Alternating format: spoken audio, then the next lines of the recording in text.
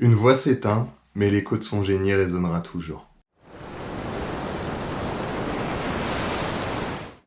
Yo, j'espère que tu vas bien. Aujourd'hui, on va aborder la première vidéo du format Off the Lip, qui est un format qui parle de l'actualité, notamment de l'univers du surf. C'est un peu l'univers de la chaîne, mais en format réduit, c'est-à-dire qu'on traite un sujet sur une petite vidéo de 5-7 minutes.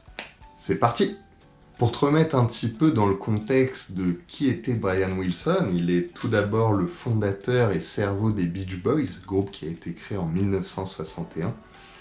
Il est quand même le compositeur de tubes qui sont assez iconiques, comme notamment Good Vibrations, God Only Knows, et puis son album iconique Pet Sounds. Il va vraiment révolutionner la pop dans les années 60. C'est un vrai technicien du son et il cherche vraiment à chaque fois la mélodie. Il aura ses inspirations, mais vraiment il essaye à chaque fois de développer au mieux pour avoir quelque chose de qui sort du lot, quoi, du jamais vu. À noter que Brian, c'est un grand hypersensible, ce qui est quand même un atout forcément quand on fait de la musique. Je pense personnellement que quand on a une certaine sensibilité, que ça soit déjà dans l'écriture et l'oreille, on peut être assez objectif. Et c'était pas vraiment un surfeur, et c'est assez amusant car il va écrire beaucoup de musique sur le surf au début. Son frère Dennis, lui, était surfeur, mais Brian, pas vraiment. Il a dit dans certaines interviews qu'il avait essayé et qu'il était tombé.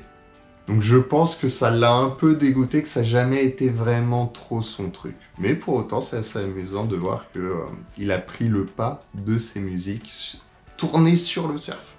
Mais ça reste quand même une légende dans le surf, parce qu'il a écrit des musiques tout autour de cet univers. Avec le groupe des Beach Boys, c'était quand même le groupe symbole du surf music californien. Même si en vrai, ils ont montré qu'au fil du temps, ils s'éloignaient petit à petit de cette image, allant chercher à explorer d'autres univers que la musique surf.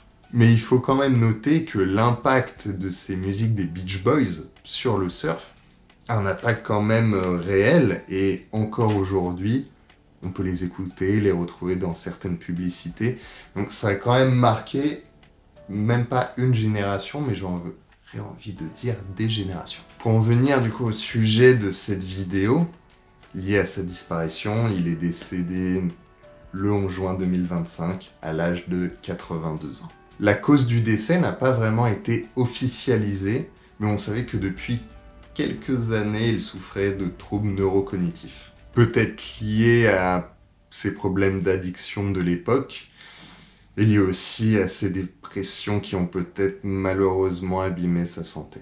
Différents hommages ont été faits sur les réseaux sociaux, notamment par Elton John, Bob Dylan, Mike Fleetwood, Paul McCartney et bien d'autres.